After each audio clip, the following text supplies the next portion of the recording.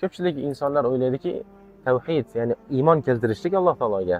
La ilaha illalloh deb qo'ysan, ya'ni Allohdan o'zga haq bo'lgan iloh yo'q deb qo'ysan, mana shu o'zi kifoya deydi. Alloh taolo aytadiki, Allohullazi xalaqa sab'a samawati va minal ardi mithlahunna يتنزل الأمر بينهن لتعلموا أن الله على كل شيء قدير وأن الله قد أحاط بكل شيء علما. Alloh 7 qavat osmonni va ular mislidek yerni yaratgan zotdir. Ularning orasidan u zotning amri tushadi. Alloh har bir narsaga qodir ekanini va albatta Alloh har bir narsani o'z ilmi ila o'rab olganini bilishingiz uchun deb Alloh aytayapti. Ya'ni bilishinglar uchun deb Alloh aytayapti. Demak, biz nima uchun yaratgan ekanmiz?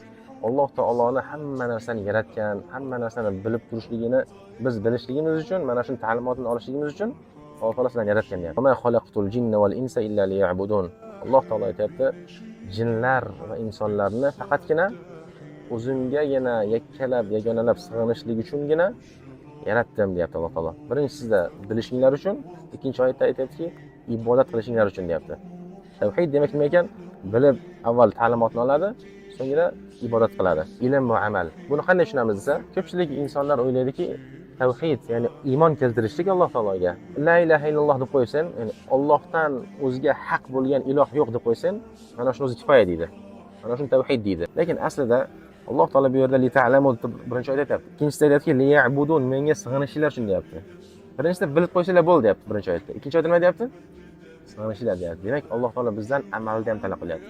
Demak, tavhid nima ekan desa, tavhid bilishlik va ikkinchisi amal qilishlik. Buni qanday tushunamiz desa, odam zot la ilaha illalloh deb qo'yganligi niyati ekan.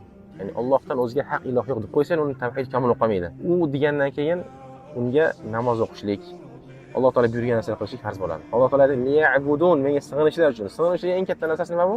Namoz o'qish, undan keyin haj, zakot, ro'za, hammasi ketaveradi. Tavhid degani Alloh taologa iymon keltirgandan keyin unga amal qilish kerak bo'ladi. Tavhid o'z ichiga ilmni va amalni oladi.